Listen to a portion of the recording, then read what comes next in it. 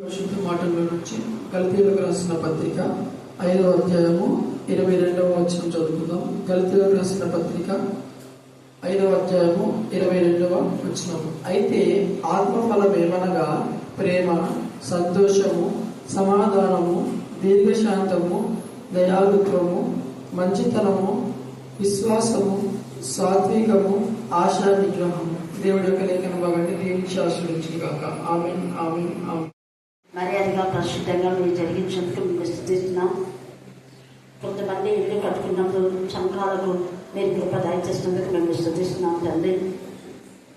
ఎవరికైతే లోన్ రాలేదో వారి లోన్ శాంక్షన్ అవ్వడానికి మీ కృపను సాయం దయచేది కాక, పొలంలో ఇల్లు రిజిస్టర్ చేయబడడానికి ప్రతి ఆటంకమును మీరు లయపరచమని ప్రార్థిస్తున్నాం తండ్రి. స్తోత్రం. మీ ముఖ్య కాంతి ప్రకాశింపచేయండి.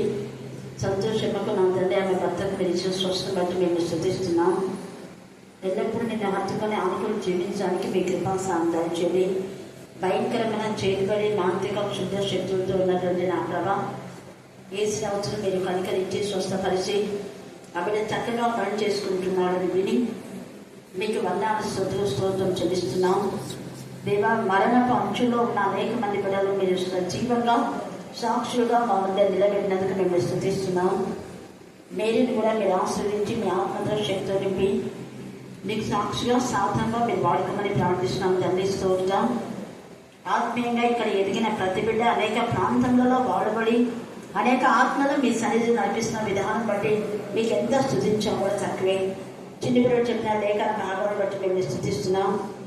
అలాగనే 10th inter, degree, PG, polytechnic, computer training, medical entrance, engineering entrance, bank exam, promotion exam, railway recruitment exam monthly, group 1, group 2, group 4 monthly, group 3 ఎంతమంది రాష్ట్రంలో డిప్యూటీ కలెక్టర్ కావాలని వాళ్ళ డిజైన్ మీరే ఫుల్ఫిల్ చేయండి తండ్రి. అభిషేక్ నాథని జ్ఞాపకం చేసుకోండి.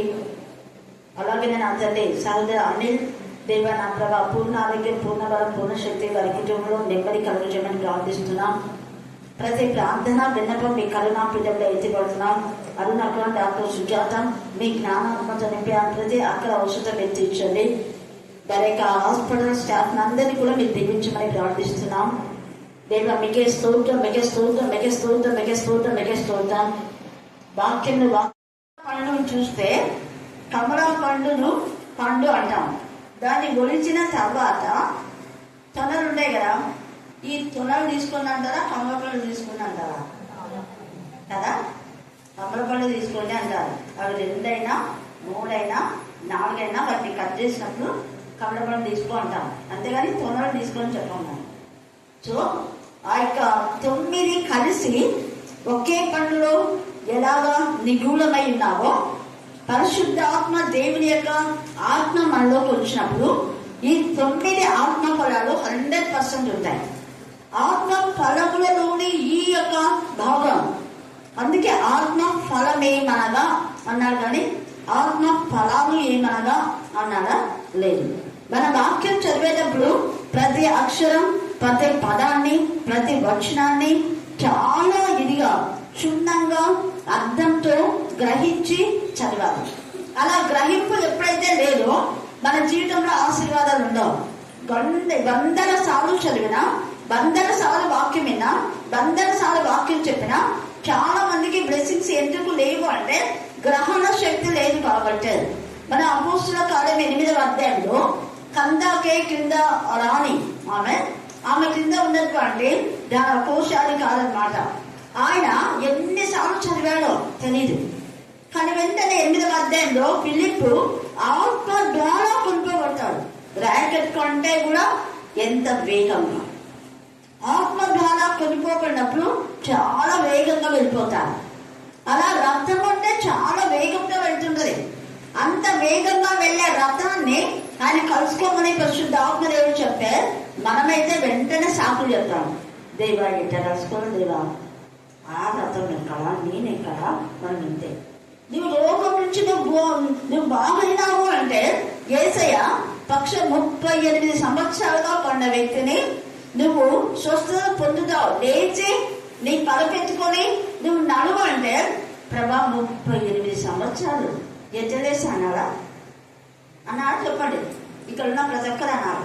మనమేమంటాం, నువ్వు బాగుంది అంటే బాగైతే టీచర్ 2 ఏళ్ళ నుంచి రోగం ఉంది, 3 ఏళ్ళ నుంచి ఉంది, 4 ఏళ్ళ నుంచి ఉంది, సంవత్సరం నుంచి రోగం ఉన్నా, ఇప్పుడు బాగుతాను అంటే నీ అల్ప విశ్వాసమే నిన్ను బాగు చేయదు. అక్కడ 38 సంవత్సరాలు ఉన్న వ్యక్తి యేసయ్య చెప్పంగానే లేచాడా అట్లా ఉన్నాడా? మరి ఇప్పుడు అందరూ చెప్పారా? ఇంకొకసారి ఇది మీ మైండ్ లో ఫిక్స్ అయిపోవాలి. అలాగే యోహాను సువార్త 5వ అధ్యాయంలో అక్కడ కూడా ఒక వ్యక్తి ఉన్నాడు. అక్కడ యేసు నామములో నువ్వు స్వస్థత పొందును బాబు అంటే వెంటనే స్వస్థత పొందేలా పుచ్చుకుంటే స్వస్థత అయినా చెప్పాలా? మళ్ళీ చెప్పాలా? ఇవన్నీ ఎందుకు రాసి పెట్టాడు యేసయ్య? నువ్వు నమ్మితే యెహోవా నిన్ను చూస్తావు. నమ్మున నీవైతే నమ్మవానికి ఏంటన్నా సమస్తము సాధ్యం. ఇవి చెప్పడానికి కారణం ఉంది. కొంతమంది ఎంత ప్రార్థన చేసినా ఎందుకు నా రోగం పోవడం లేదంటే నీ యొక్క విశ్వాసం ఉందే నువ్వు అనుకుంటున్నావు, కానీ నీకు నిజంగా విశ్వాసం లేదు. ఉంటే 100% స్వస్థత. అక్కడ మనం జ్ఞాపకం చేసుకోవాలి. మన కన్నా బిడ్డలో ఎవరినెవరో నేను చెప్పాను. భయంకరమైన మానసికలతో ఉన్నటువంటి యేసురాజు ఎన్నిసార్లు ప్రార్థనకు వచ్చాడో తెలుసా మీకు? ఎన్నిసార్లు వచ్చినాడు? బాగా కాకుండా బాగానే చాలాసార్లు వచ్చినాడు. బాగా కాకముందు ఒక్కసారి నేను ప్రార్థన చేసి ప్రేరాలు ఇచ్చి వాక్యం ప్రకటన గ్రంథం చదువుకోమని చెప్పిన. ఆ తర్వాత అన్ని సంవత్సరాలుగా దురాత్మలతో మానసికులతో తిరిగి మంత్ర శక్తులతో పీడింపబడే వ్యక్తి బాగా కర్ణాపీఠంలో ప్రతి ఫ్రైడే వచ్చేవాడు. ఇప్పుడు పనులు బాగా దొరుకుతున్నాయంట. మేడం ఏమనుకుంటుంది మేడం అని వెళ్తున్నాడు. నాకు మెసేజ్ వాక్యం పంపిస్తాడు.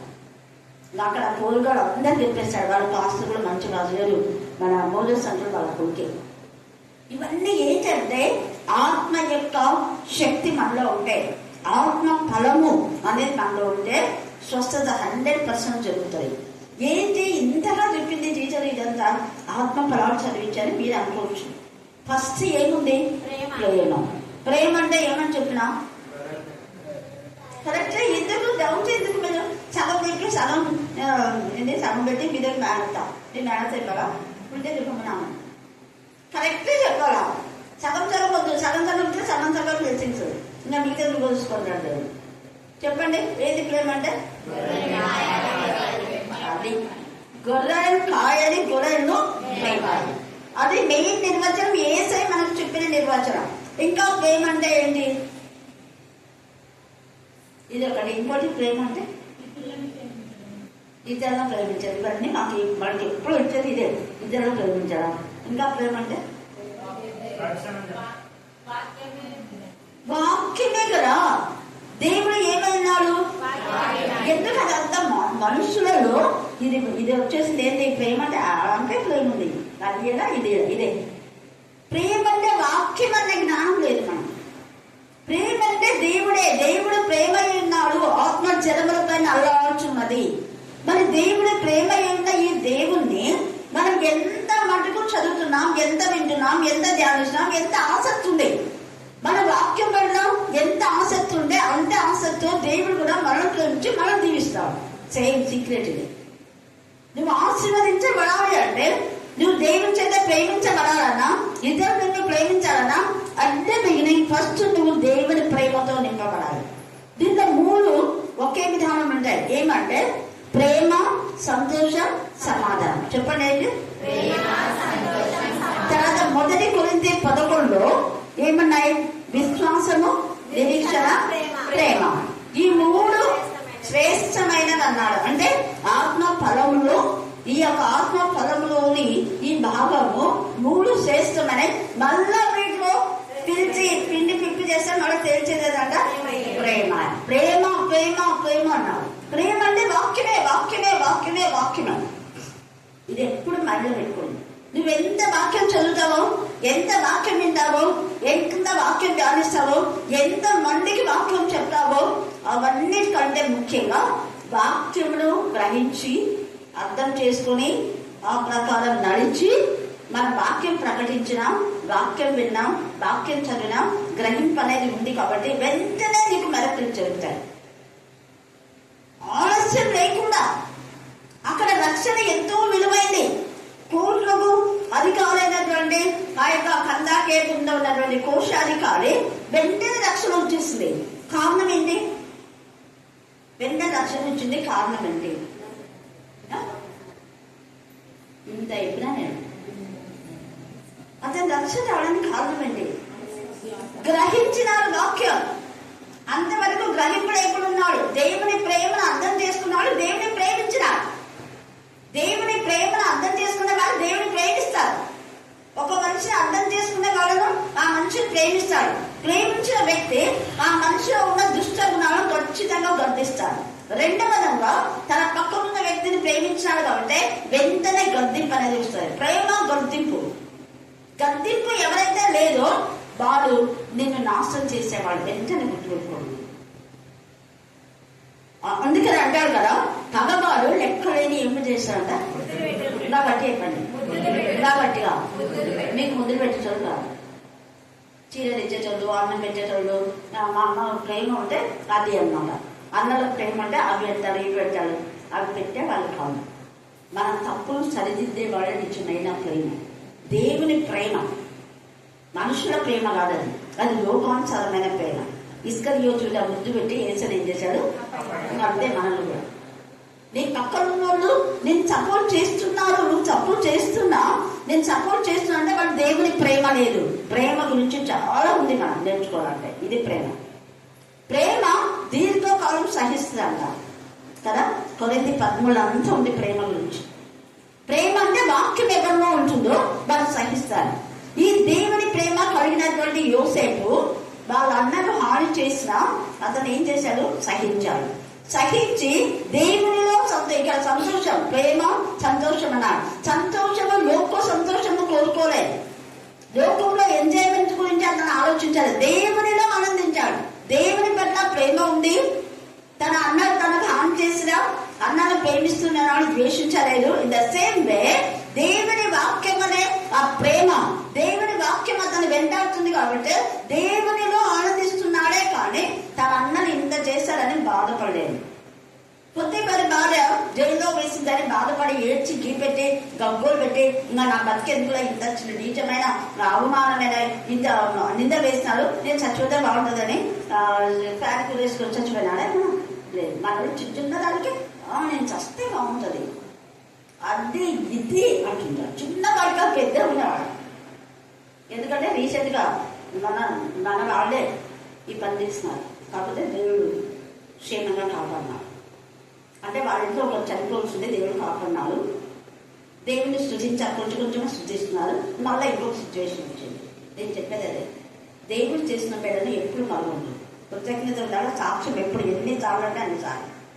పౌలు ఎన్నిసార్లు చెప్తాడు చూడు. 9లో చెప్తాడు, 10లో చెప్తాడు, 16లో చెప్తాడు, అధ్యాయంలో 22లో చెప్తాడు.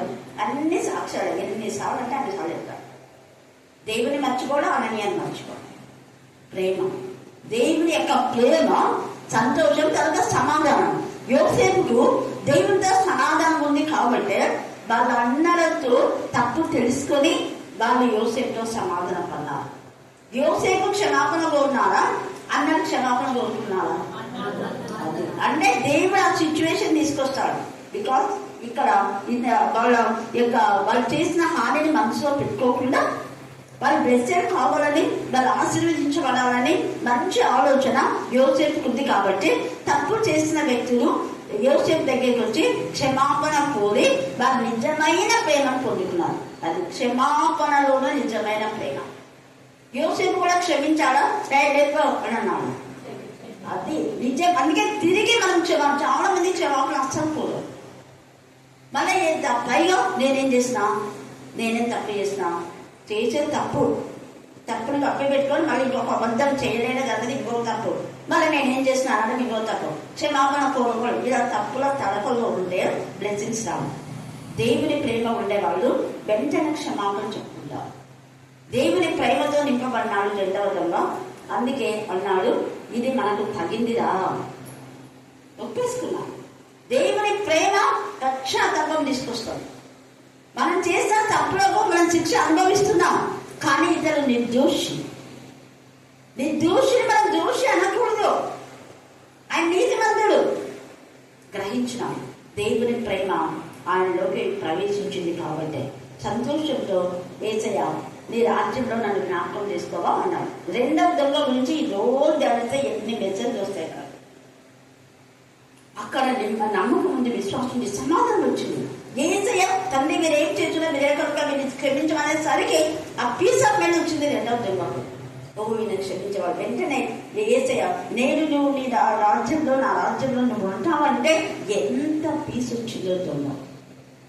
ఇంకా పర్వాలేదు, నేను ఇప్పుడు చనిపోయినా నాకేం పర్వాలేదు. సమాధానం వచ్చింది. ప్రేమ, సంతోషం, సమాధానం ఈ మూడు ఒకటే. అందుకని యోసేపు అన్నలతో సమాధానం అన్నాడు. తర్వాత యాకోబు కూడా 32 ఆదికాండం మీ తర్వాత చదువుకోండి. అక్కడ ఎప్పుడైతే దేవునితో సమాధానం వచ్చిందో యాకోబుకు, అప్పుడు ఎవరితో సమాధానం వచ్చింది? అది ముందు దేవునితో. దేవునితో సమాధానం లేకుండా ఎవరితో సమాధానం రాదు, ఒక రాదు. ఫస్ట్ మనం దేవునితో సమాధానం పన్నామా లేదా? దేవునికి యాకోబుకు సమాధానం లేదు, 21 సంవత్సరం లేదు. కావున దేవుని పక్క పెట్టేసి తన సుబుద్ధిని ఆధారం చేసుకొని నేను ఏమైనా సాధిస్తానులే, నా సొంతగా సాధిస్తానని పుట్టినప్పుడే వాళ్ళందరూ మెడలో పట్టుకొని రాగినాడు. నేనే ముందుగా చేసుకుని రావాలి. గర్భంలో ఉన్నప్పుడే. అందుకే మగసిరి కలవాడే అని రాయబడింది. కానీ మగసిరి కలిగిన దేవుని దీవెనలు ఉండాలి. తర్వాత ఇంకా పెద్దగా అయినాడు, ఎట్లా అన్న వచ్చేసినాడు. ఏదైనా నా తలరాత అనుకున్నాడో ఏర్పడినా ఇంకా అక్కడి నుంచి ప్రయత్నిస్తున్నాడు. ఎప్పుడెప్పుడు లాక్కోవాలా ఏమి ఎరవేయాలి లాక్కున్నాడు. 21 సంవత్సరం భార్య గారని రాహేల్ దగ్గర చూస్తున్నాడు. దేవుని ప్రేమ లేదు. ఆయన హృదయం అంతా రాహేలే ఉంది. ఇంకా సమాధానం అంటది లేదు. దేవుని ప్రేమ ఎప్పుడైతే యాకోబు పోగొట్టుకున్నాడో 21 సంవత్సరం నెమ్మది లేకుండా బ్రతికాడు. రాహేల్ చేసుకున్నా నెమ్మది లేదు, ముందు నెమ్మది లేదు. చేసుకున్నాక ఇంకా నెమ్మది పోయింది. నన్ను అడిగితే కోపం వచ్చేసింది. నీకు పిల్లలు కాబట్టి నేను ఆ కారణం అన్నాను. కారణం దేవుని సమాధానం లేదు. ఎప్పుడైతే దేవునితో సమాధాన పడినాడో వెంటనే జరిగింది ఏంటంటే అక్కడ రాహేల్ చనిపోతుంది. లేయాకు యాకోబుకు సమాధానం ఇస్తుంది, అన్నకు యాకోబుకు సమాధానం ఇస్తుంది. హల్లెలూయా, హల్లెలూయా, హల్లెలూయా. దేవునితో సమాధానం ఉన్నప్పుడు మనకు ఎవరైతే మన ఆత్మీయంగా ఎదుగులో చేసినా ఖచ్చితంగా మనం దూరం చేస్తాడు దేవుడే. అక్కడ రాహేలు దేవుడు ఎందుకు మరి ఆమెకు మరణం వచ్చింది అందరికి చాలా మంది క్వశ్చన్ ఇస్తా ఉంటారు. గవర్నమెంట్ మీద కాదు రాహేలు చేసుకోవడం, లేయా చేసుకోవడం దేవుని చిత్తాం. అందుకే ప్రతి దానికి లేయా దేవుని స్తుతిస్తుంది, మహింపరుస్తుంది, కనపరుస్తుంది. ఆమె పెళ్ళి అయినప్పటి నుంచి చనిపోయే వరకు దేవుని అంటే భయభక్తి కలిగిన స్త్రీగా ఉంది. రాహేలు పెళ్ళై పిల్లలు లేదు కానీ ఎప్పుడు ఆమె బతుకంతా విగ్రహాలు అన్ని ఎత్తుకొచ్చుకుంది వాళ్ళ నాయన దగ్గర నుంచి. ఆడ చేసింది విగ్రహాలు, మళ్ళీ పోను కూడా శాపాలు తెచ్చుకుంది. చూడండి ఆ శాపమే ఆమెకి ఎంత ఉగ్రతని ఇచ్చింది. ఈ సమయంలో మనం జ్ఞాపకం చేసుకోవాలి. దేవుని ప్రేమ మనలో ఉంటే వేరే వాటికి మనము విగ్రహములకు చోటుగా. విగ్రహము అంటే దేవుని కంటే ఎక్కువగా నువ్వు ఉద్యోగం ప్రేమించినా, బిడ్డను ప్రేమించినా, కొడుకుని ప్రేమించినా, భర్తను ప్రేమించినా, ధర్మను ప్రేమించినా, ఏది ప్రేమించినా అది విగ్రహం. దేవుని తర్వాతనే ఏదైనా అది ప్రేమ, అది సమాధానం, అది సంతోషం. అందుకని ప్రేమ, సంతోషం, సమాధానం. ఎప్పుడైతే యాకోబుకు దేవుని సమాధానం వచ్చిందో, అన్నతో సమాధానం వచ్చింది, సంతోషపడ్డారు ఇద్దరు. అరే తమ్ముడు నువ్వు చూస్తే అప్పుడేమో నా తమ్ముడు ఇలాగా చేశాడు, అలాగా చేశాడు, వాళ్ళు చంపదా కూడా మృగంలాగా తయారైపోయినా. మా అన్న విషయం నన్ను చూపుతాడని ఒక సింహంలాగా అనుకున్నాడు వేశాడు. ఇప్పుడేమంటే అన్యా నేను చూస్తుంటే ప్రభు ముఖం చూసినట్టుందిరా నాకు. అవునా తమ్ముడు, నాకు కూడా నేను చూస్తుంటే ప్రభుని చూసినట్టు ఉంది. అప్పుడు చంపుతానన్నావు కదా అన్నయ్య అంటే అప్పుడు అనుకున్నా ఇప్పుడు దేవుని ప్రేమతో నిండున్నాను. దేవుని ప్రేమ నన్ను ప్రెజెంట్ చేసిందే. నా తమ్ముడిని చూడాలి. అరే మీ ఇద్దరమే కదా అన్నదమ్ముడు, నా తమ్ముడిని కలుసుకోవాలి, వాడు ఎక్కడున్నాడో ఎలా ఉన్నాడో. దాంట్లో ఎంతగా నేను దేవుని కోరుకున్నాను. ఇంకా ఆడ ఎంత జరిగిందో కొంచెంగా రాస్తున్నారు. ఆ కొంచెం బట్టి మనం అర్థం చేసుకోవాలి. అంటే నేను తీసుకున్నటువంటి ఇది నీ ఆస్తే తీసేసుకో, వద్దు, దేవుడు కూడా నాకు ఇచ్చాడు. చూసారా ఎంత ప్రేమ! యోసేపు కూడా అక్కడ ప్రేమ, సంతోషం, సమాధానం. ఎప్పుడైతే దేవుని సమాధానం వీళ్ళకి వచ్చేసింది, వీళ్ళు తప్పు ఒప్పుకున్నారు, నేను మా తమ్ముని ఇలా చేశాను తప్పు ఒప్పుకున్నప్పుడు దేవుని సమాధానం వచ్చింది. దేవుని యొక్క ప్రేమ, సంతోషం, సమాధానం, ఐశ్వర్యం ఇచ్చింది, వాళ్ళు సమృద్ధిని ఇచ్చేసింది. వాళ్ళు కరువు నుంచి విడుదల పొందారు. ఇంకా చాలా ఉన్నాయి మనం ప్రేమ, సంతోషం, సమాధానం తెచ్చుకోవడానికి. రూతు, నయోమి కూడా అక్కడ ఓర్పలేదు, ఓర్పడి సంతోషం లేదు, ఆ బతికింగ్ అంతే. అత్తతో సమాధాన పడింది రూతు. సమస్తం వదిలిపెట్టి త్యాగం చేసింది, దేవుని ప్రేమించింది. దేవుని యొక్క ప్రేమ ఆమెకు సంతోషాన్ని, సమాధానం. అత్తకు తాను భర్త లేడు, భర్తనిచ్చాడు. పొలం లేదు, పొలానికే అధిపతి రావాలని, ఐశ్వర్యవంతురాలైంది. గొప్ప సమాధానం వచ్చింది. బాధ లేదు, నెమ్మది లేదు. ఒకప్పుడైతే ఎంత ఇదిగా తను బాధపడిందో, సమృద్ధి అనేది. అందుకే ఆ ఒడిలో మన్నం పెట్టుకొని నయోమి, నేను నెమ్మది పొంది తిని అంటాడు. నాకు నెమ్మదికి గుర్తుగా ఈ మన్నం నాకు ఇచ్చావు, నన్నందరూ ధన్యురావులు అంటారన్న అన్నాను కూడా. ప్రేమ, సంతోషం, సమాధానం, మూడు. దేవుని ప్రేమించిన వారికి వెనువెంటనే సంతోషం వస్తుంది, సమాధానం వస్తుంది. తర్వాత మనం చూస్తే ఇలాగా అదే ఇంకా యోహాను 21:16 నుంచి 18 చదివి, గొర్రెలు పాయాలి, మేపాలంటే మన బంధు రక్షణ ఇక్కడ ఎవరు దేవుని విరోధం ఉంటే వాళ్ళకు దేవుని ప్రేమ చూపించాలి, దేవుడితో ఆనందించేలా చేయాలి, దేవునితో సమాధాన పడాలని చేయాలి. ఇది ముఖ్యంగా దేవునితో వాళ్ళు సమాధాన పడకుండా మనం వాళ్ళకి ఏమి ఇచ్చినా కూడా వేస్టే. దేవునితో సమాధానం పడాలంటే అవతల వ్యక్తి తన పాపాలన్నీ కప్పుకోకుండా ఒప్పుకోవాలి, ఒప్పుకునేలా చెయ్యాలి. అందుకే గొడవలు కాయటమంతా లేకుండా వాళ్ళు తిట్టినా 10 సార్లు వాళ్ళు తప్పులు వాళ్ళు మనం రెక్టిఫై చేయాలి, వాళ్ళు గర్తించాలి, బుద్ధి చెప్పాలి. వాళ్ళు ఏమన్నా అనుకోండి, డజంట్ మ్యాటర్. ఎహెజ్కేలు 33లో తేటగా రాయబడింది, నువ్వు నిజమైన కాపరు అయితే ఖడ్గం వస్తుందని చెప్పి, ఇదిగో నువ్వు చేసే ఈ పనికి నీకు నరకమే, నరకానికి పోకుండా నువ్వు జీవితాన్ని సరి చేసుకోమని ఖచ్చితంగా చెప్పాలి. అప్పుడు నీకు సమాధానం, అవతల వ్యక్తికి సమాధానం. దేవుని ప్రేమ నేను పనిచేసింది, ఇద్దరికి సంతోషమే. కాబట్టి ప్రేమ చేసేది ఏంటంటే, ప్రేమ ఒక వ్యక్తిని నరకంలో నుంచి తప్పించేది, ప్రేమ గద్దించేది. అందుకే తర్వాత ఇంకా ఈ యొక్క ప్రేమ, అవి మూడు మనం చూసుకున్నాం. దీని గురించి చాలా చాలా ఉన్నాయి మనం. తర్వాత ఏం చెప్పండి, ప్రేమ, సంతోషం, సమాధానం అయిపోయింది. తర్వాత దీర్ఘశాంతం. ఈ దీర్ఘశాంతం అనేది కూడా యోసేపు ఎంత శాంతం వహించినాడు. ఇంకా ఎవరు శాంతం వహించాం? నేను ఒక యోసేపు చెప్పిన ఉదాహరణ. శాంతం వహించిన వాళ్ళు ఇంకెవరు? యేసుక్రీస్తు కరెక్ట్. ఇంకా ఎంతమ్మా? దావీదు, ఇంకా యోగు. ఎంత దీర్ఘశాంతం! ఇంకా యోసేపు దీర్ఘశాంతం వహించాడు. అంటే కళ నెరవేరే వరకు ఓర్చుకున్నాడు. ఖచ్చితంగా దేవుడు కళ ఇచ్చారు, అది 100% నెరవేర్చుంది, నేను ఓర్చుకోవాలి. జైల్లో పోయినా ఓర్చుకున్నాడు, గుంతలేసినా ఓర్చుకున్నాడు. ఏమైనా ఎన్ని నిందలు, ఎన్ని అవమానాలు వచ్చినా దీర్ఘశాంతంతో సహించాడు. తర్వాత ఇంకా అబ్రహాం ఎంత దీర్ఘశాంతం అంటే 75 సంవత్సరాలలో ఆయనకు వాగ్దానం ఇస్తే 100 సంవత్సరాలు అంటే 25 సంవత్సరాలు వహించాలి. మరి మీరు ఉంటారా? 25 సంవత్సరాలకి స్వస్థత ఇచ్చిందే ఉంటుందా? రోజు తిట్టింటారు. ఏంటి దేవా, నేను రోజు పోతున్నా, ప్లాన్ చేస్తున్నా, వాక్యం వింటున్నా, ప్రతి రోజు పోతున్నా కదా, వేద్దాం చేస్తున్నా, ఉపవాసం చేస్తున్నా, ఇంకెందుకు నాకు స్వస్థతయా అని మనం కొంచెమైనా బాధపడతాం. ఇంకెందుకు పోలే, ఎదుగోలని మళ్ళీ ఏంటి వెంటనే సెకండ్ థాట్ ఏమొస్తుంది, ఇంకా ఎక్కడికన్నా పోయింటే బాగుంటారు, ఎవరైనా నోడు అది ప్లాన్ చేస్తాడేమో, ఎవరైనా దయ్యాలు పెట్టాడేమో, గుర్తికి పోయింటే బాగుండా, వాళ్ళు ప్రభుకి దానికి ఏమో ఉంటుంది కదా టీవీలో. నాకు అందరూ లేదు, కొందరు తెలుసు. అక్కడ పోదాం, ఇక్కడ పోదాం, సైతాన్ని వెళ్తే పోతారు, బాగైతారా, బాగుంటారు. చుట్టూ తిరిగినా అంతే. ఎక్కడ ఫస్ట్ నీ బుద్ధి మారాలి. నువ్వు అక్కడ పోతే ఇక్కడ పోతే కాదు, ఫస్ట్ నీ మైండ్ సెట్ మారితే, రైట్ మైండ్ నీకుంటే దేవుడు అప్పుడు నీకు కార్యం చేస్తాడు. విశ్వాసం. అందుకని ఇక్కడ దీర్ఘశాంతం అన్నాడు. ఈ దీర్ఘశాంతంలో దేవుడు యొక్క ప్రేమను, దేవుని యొక్క సహనాన్ని మనం కూడా సహనంతో ఓర్చుకోవాలి. తర్వాత దీర్ఘశాంతము, దయాలత్వము, మంచితనం, ఈ మూడు కూడా ఒకటే. దీర్ఘశాంతం కలవాళ్ళు దయ కలిగి ఉంటారు. అవతల వ్యక్తిని ఎంత చేసినా కూడా ఎంతో ఓర్చుకుంటారు. దీర్ఘశాంతం దయ కలిగి ఉన్నాడు కాబట్టి యేసయ్య దయ కలిగి అనేకులను స్వస్థపరిచాడు, కరుణించాడు. Jesus the son of David Hermes హెర్మే అంటే పోయే ఆయన ఆగి అతన్ని పిలిచి భక్తిమైని స్వస్థపరిచాడు.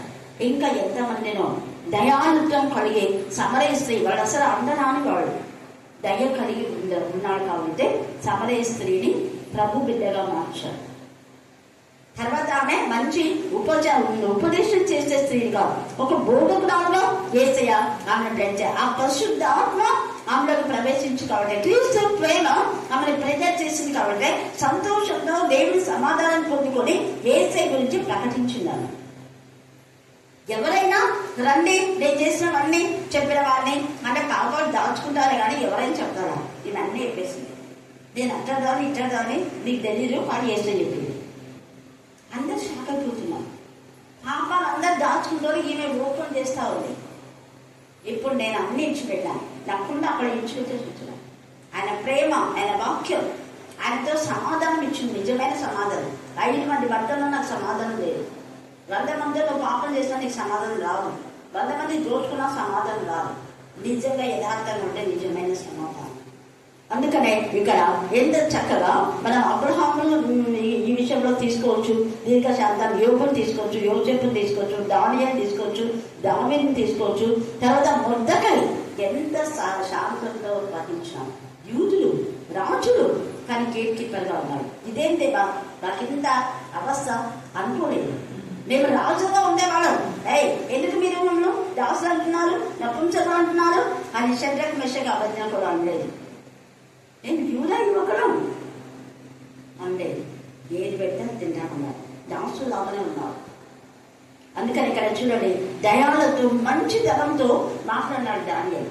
అయ్యగారు నేను ఆ యొక్క భోజనం తినను, నా శరీరాన్ని పరిశుద్ధంగా ఉండాలి. ఎందుకంటే నేను పరిశుద్ధమైన దేవుని ఆరాధిస్తున్నాను. పరిశుద్ధమైన దేవుని ఆరాధించేటప్పుడు మేము పరిశుద్ధంగానే ఉండాలి. మేము అపవిత్రమైన పెదవులు కలిగి అపవిత్రమైన శరీరంలో ఎలాగో మేము ఆయన ఆరాధిస్తాము. ముమ్మారు దేవుని ప్రార్థన చేయాలంటే మేము శుద్ధీకరణ చేయబడి ఉండాలి. మేము శుద్ధీకరణగా ఉండాలంటే మీ అపవిత్రమైనవి మేము తినకూడదు. ఇదేంటి అపవిత్రం? అదే అపవిత్రమే మా దృష్టిలో. మేము జీవము గల దేవుడి పిల్లలు, విగ్రహాలకు అర్పించిందని మేము తినాం. ఎంతమంది తిరునాళ్ళలో ఎన్ని నాన్నగా చండాలమైన పనులు చేసిందారు తెలిసిన. చూడండి, అపవిత్రత అనేది లేకుండా మనం దేవునికి మహిమ కనుక మంచి తనంతో నిజంగా ఆ యొక్క మరి అధిపతి నపుంసకుల అధిపతి వీళ్ళ పట్ల దయ వచ్చిందంట. కారణం దేవుని పైన వీళ్ళు దయ కలిగి ఉన్నారు కాబట్టి దేవుని దయ వీళ్ళ పైన ఉంది. అందుకే తల్లి మరియలు కూడా దయా ప్రాప్తురాలా అన్నాడు. కారణం దేవుని దయ ఆమె పైన ఉంది.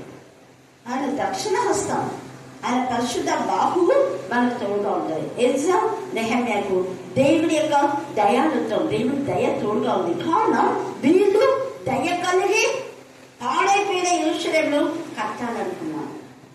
దేవుని మందిరం పైన వాళ్ళు కట్టాలన్నటువంటి ఆ జ్ఞానం వచ్చింది. మందిరం ఇలాగైతుంది, మందిరాన్ని బాగు చేయాలి. అది అందుకనే దీర్ఘశాంతంతో ఎంతమంది వాళ్ళను టార్గెట్ చేసి బాధ పెట్టినా కూడా వాళ్ళ వైపు చూడలేదు, దేవుడి వైపు మాత్రమే చూసినారు. మంచిగా వాళ్ళ మంచితనాన్ని చూసి రాజులు కూడా వాళ్ళకు నెహమ్యాకు ఎల్సాకు సహాయం చేశారు. పోలీసు వాళ్ళందరూ కూడా దానియేలు వాళ్ళ మంచితనాన్ని బట్టి వాళ్ళు ఎంతగా వాళ్ళ యొక్క అంటే అపోజిషన్, వాళ్ళ శత్రువులు వాళ్ళంతా బాధ పెట్టున్నా కూడా శాంతంతో వహించినారు. హల్లెలూయా, హల్లెలూయా, హల్లెలూయా.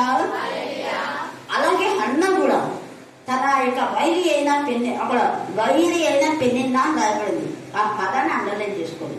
అంటే రోజు ఎంత టార్చర్ చేసుకున్నారు, అయినా దీర్ఘశాంతంతో ఆమె దేవుడి పైన దేవుడి దయని పొందుతుంది. ఆ మంచితనాన్ని ఆమె ప్రేమను దేవుడి వెంటనే ఆమె గంలో ధరించేలా చేశాడు. కారణం ఈ మూడే ఏంటి అంటే దీర్ఘశాంతము, దయాలత్వము, మంచితనం. తర్వాత చాలా శ్రేష్టమైనది ఏంటంటే విశ్వాసం. ఏంటి? వాళ్ళు చెప్పాలి. విశ్వాసం అంటే నిదర్శనం ఏంటి? Very good. వినుట క్రీస్తు గురించే మాటయే. నువ్వు విశ్వాసం ఎక్కువ కావాలంటే ఎక్కువ చదువు, ఎక్కువ విను, ఎక్కువ ధ్యానించాలి, ఎక్కువ చెప్పు. దేవుడి పట్ల నీకు సాక్ష్యాలు ఎవరైతే చెప్పాలో వాళ్ళు విశ్వాసం కాదు, విశ్వాసం ఘాతకులు. దేవుడి పట్ల విశ్వసించిన వాళ్ళు దేవుడు నాకు చేసిన మేడనని విశ్వాసంతో చెప్తారు. ఎవరు ఏమన్నా ఈ విశ్వాసం ఈ సాక్ష్యం చెప్తే నన్ను చెప్తారేమంటే అనుకోరు వాళ్ళు. చంపిని ఏమైనా చేయదు, నాకు జరిగిన సత్యం ఇదే. దేవుడి ఎందుకు నమ్మకం ఉంచిన వాళ్ళు సాక్షిగా, శిష్యులుగా, సాధనాలుగా, ఖైదీలుగా, దేవుడికి దాసులుగా, దేవుడి ప్రతినిధిగా ఉంటారు. ఈ విశ్వాసము మనము హత్య చేస్తామన్నా కూడా విడిచిపెట్టని విశ్వాసం ఇది. తర్వాత 11 మీరు విశ్వాసం బాగా అభివృద్ధి కావాలంటే హెబ్రీయులకు రాసిన పత్రిక 11 చదువుకోండి. అబ్రహాము దేవుడు నమ్మినా అదే తనకి నీతిగా నమ్మే వచ్చాడు. విశ్వాసం ఉండే వాళ్ళు సెకండ్ ఆప్షన్ ఉండదు. ఏంటంటే ఏమో బాగుతుందో లేదో, స్వస్థపడతానో లేదు, పాస్ అవుతానో లేదు, పండుతుందో లేదు, ఇల్లు పడతానో లేదు, అస్సలు థాట్లే రావు. ఆ థాట్ నీలో వచ్చిందంటే నీలో ఆ విశ్వాసం లేదనే. విశ్వాసం ఉండే వాళ్ళు నాకు బాగైంది, దేవుడు బాగు చేస్తాను, నోటితో నువ్వేం పలుకుతావో అదే నీకు జరుగుతుంది. ఎవడుందమ్మా ఈయనకి ఏం లేదు, ఏం లేదు, నువ్వేనా కూడా ఏం లేదు, లేదు సైతాన్ పక్కన వస్తుంది. అన్ని ఇచ్చినా కూడా ఏం లేదంటుంది, అందుకే తీసేస్తాను. నువ్వు లేదు అంటుంటేనే కాకపోతే ఎత్తుకొనిపోయాను. దేవా నువ్వు ఇచ్చినందుకు నీకు వందా, నువ్వు ఇచ్చిన దాంట్లో ఇదిగో నేను నీకు ఇస్తున్నాను. అమ్మా దేవుడు నాకు ఇచ్చాడు ఇద్దాం, కొంత నేను నీకు ఇస్తాను. అంతేగాని ఏమి లేదు లేదు లేదు అనే వాళ్ళకంతా లేకుండా పోతుంది. మళ్ళీ నేర్చుకోండి సీక్రెట్. నువ్వు ఎప్పుడైతే దేవుడు ఇచ్చిన దాన్ని లేదు అంటున్నావో దేవుని అబద్ధీకుడిగా చేస్తున్నావు. ఎంత బాధపడతాడు తండ్రి అనే దేవుడు. నీకు అన్ని రోజు ఇస్తున్నాడు, తినడానికి తిండి దాకా ఎంతమంది. ఒక చిన్న పిల్ల ఈరోజు ఏదో సెట్ చేసినారు, దాన్ని ఎక్కడన్నా పడిపోతే పాపం ఒక వ్యక్తి అంత మొత్తం బురదలో. ఆ చిన్న పిల్ల ఆకలికి అనుమతిస్తుంది, దాహం లేకుండా. అక్కడ కొంచెం మీద అన్నం ఉంది, అదంతా తొక్కి పెట్టినారు, మట్టి మట్టి అయింది. అయినా కూడా దాన్ని తీసుకొని తినాలని ఇష్టపడుతుంది. వేరే వ్యక్తి వచ్చి ఆ పిల్లంతా షుగర్ వేసి మళ్ళీ అదేదో జ్యూస్ బాటిల్ ఏదో ఇచ్చి తర్వాత భోజనం చేసి అమ్మాయికి డ్రెస్ అంతా వేసి చచ్చిపోతుంది. ఎవరు ఆడపిల్లని బురదలో పడేసుకుంటున్నారు చూసారా. కానీ మనలు తిండికి ఎక్కువైపోయింది, ఇష్టం వచ్చినట్టు పడేస్తున్నారు. నేనైతే పిడికడ అన్నప్పుడు బెస్ట్ చేయను, మీరు నమ్మినా నమ్మకం. మాకు తినదు అనుకోండి, కాలువలు ఎప్పుడైనా బయట కుక్కలు తింటాయంట, అవునా. ఒకరోజు మీ అన్నం పడేసింది వచ్చిన రావడం, ఆ అన్నం లేకపోతే నువ్వు ఎట్లా బతుకుతావో చూడ ఒకసారి గుర్తుపెట్టుకోవాలి. ఎందుకంటే పిడికడి మెతుకల కోసం అల్లాడే ఒక తండ్రి అంటున్నాడు, అయ్యా నాకు పంచభక్ష పరిమాణాలు వద్దు, నా కొడుకు ముగ్గురు వద్దంటున్నారు, ఎవరైనా నాకు రోజుకు అంత అన్నం పెడితే చాలు, అంత పచ్చదన్నం పెడితే చాలని అంటున్నాడు. ఏం కూర్చుంది. నీ కొడుకులు ఏం చేస్తారంటే ఒక కొడుకు పోలీసు అంటే, ఒక కొడుకు టీచర్ అంటే, ఇంకో కొడుకు ఏమవుతున్నాడు చూసారా. ఎంత చూసింది నువ్వు అన్నం తినకంటే మాట కూడా రాకుంది. 3 రోజులు అంటున్నాను, మాట మాట్లాడడానికి రాకుంది. నేను అంటాను, ఇలాగ ఎవరైతే తండ్రి చేస్తారో వాళ్ళకి ఉద్యోగం తీసేస్తే బాగుంటుంది అనిపించింది నాకు. అప్పుడైతే సిగ్గు వస్తుంది, అవునా కదా. చదివించిన దేవుడు తండ్రి కదా, గవర్నమెంట్ ఎందుకు పట్టించుకోకుండా అనిపిస్తుందా. ఎంతమంది జరుగుతున్నారు, ఎంతమంది పేదవాళ్ళు, ఎంతమంది తల్లిదండ్రులు సఫర్ అవుతున్నారు, విశ్వాసఘాతులైన కొడుకులు కూతురు. గవర్నమెంట్ పట్టించుకోవాలి. అందుకే మనం ఎంత ఇదిగా దేవుని మహిమపరచాలి ఇచ్చిన దాన్ని బట్టి, మన నోటి మాటను బట్టి విశ్వాసంతో నువ్వు ఏది పలుకుతావో అదే నీకు అవుతుంది. తర్వాత సాత్వికం అంటే మత్తయి సువార్త 5వ అధ్యాయము 5వ వచనం చదవండి. సాత్వికులు ధన్యులు, మరి అందరూ చెప్పండి, సాత్వికులు.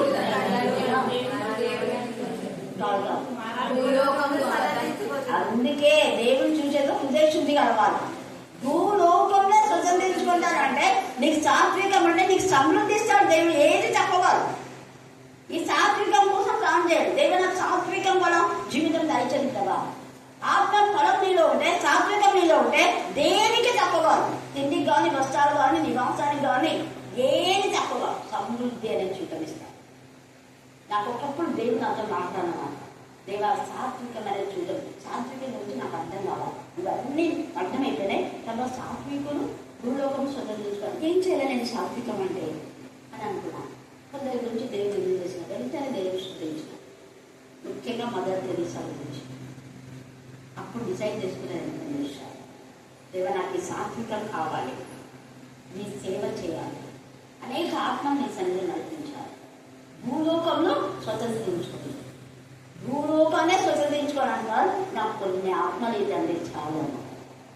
నన్ను అడుగు జనంలో నీకు స్వాస్థ్యంగా ఇస్తాను, నువ్వే నా స్వాస్థ్యం, నా జనులే నా స్వాస్థ్యం, నా ఆత్మలే నాకు స్వాస్థ్యం, నా ఆత్మలే నాకు కిందిటం, నా ఆత్మలే నాకు బలం ప్రభా.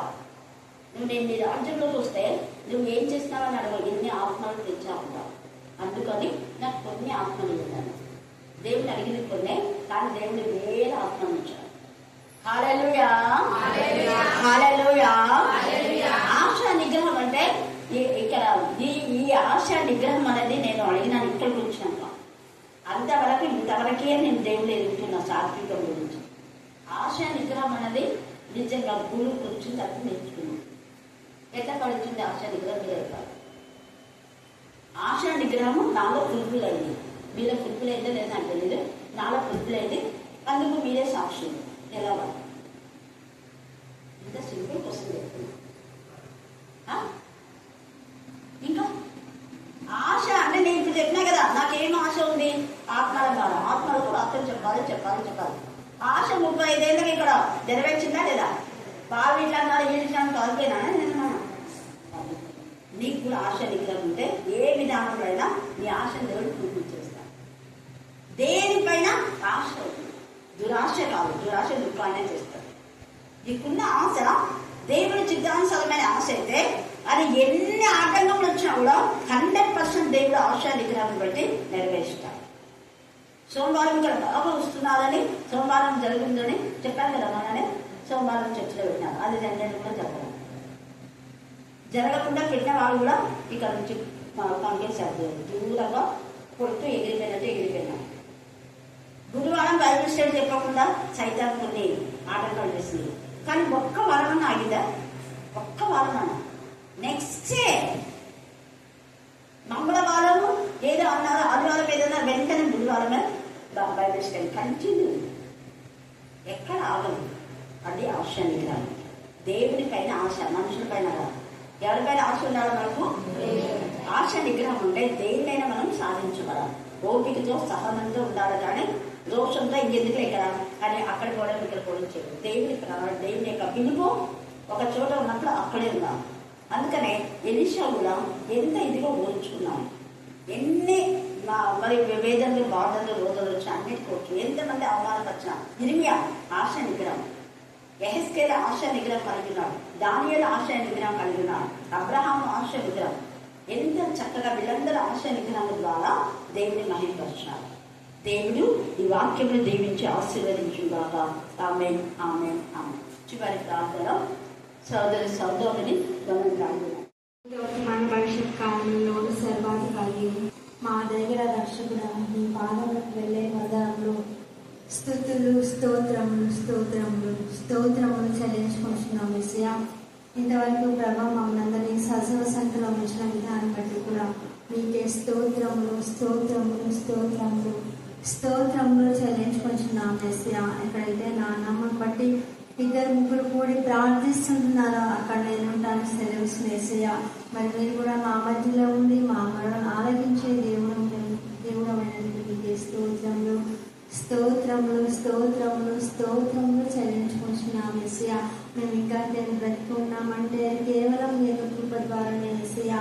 అందుని బట్టి కూడా మీకు స్తోత్రములు చెల్లించుకుంటున్నాం మెస్సియా. ఇంతవరకు అమ్మగారు చెప్పిన వాక్యమును బట్టి కూడా మీకు స్తోత్రములు చెల్లించుకుంటున్నాం మెస్సియా. అమ్మగారికి ఇచ్చిన ప్రభావం యొక్క ఆత్మశక్తిని బట్టి కూడా మీకే స్తోత్రములు చెల్లించుకుంటున్నాం మెస్సియా. మీ యొక్క ఆత్మతో శక్తితో బలపరిచిన విధానం బట్టి కూడా మీకే స్తోత్రములు ప్రభా. అమ్మగారు ఎక్కడికి వెళ్ళినప్పటికీ ప్రభా, ఏ ప్రాంతానికి వెళ్ళినప్పటికీ ప్రభా, మరి తిరిగి క్షేమంగా మా మధ్య నడిపించున్న దేవా మీకే స్తోత్రములు చెల్లించుకుంటున్నాం మెస్సియా. అనుకున్న సంబంధికులందరికీ కూడా ప్రభా పేరు వస్తున్న దీవించండి, ఆశీర్వదించమని వేడుకుంటున్నాం మెస్సియా. ఇక్కడ చేయడం బిడ్డలను కూడా దీవించండి, ఆశీర్వదించండి మెస్సియా. ఎవరు ఎలాంటి హృదయంతో వస్తున్నారో బాగా తెలియజేసియా. హృదయాంతరంగంలో పరిశీలించి నీతి గల దేవా మీకే స్తోత్రములు స్తోత్రములు స్తోత్రములు చెల్లించుకుంటున్నాం మెస్సియా. అడుగు వాటన్నిటికంటేను ఊహించి వాటన్నిటికంటేను అత్యధికమైన ఈవులు అనుగ్రహించిన దేవా మీకే స్తోత్రములు స్తోత్రములు స్తోత్రములు చెల్లించుకుంటున్నాం.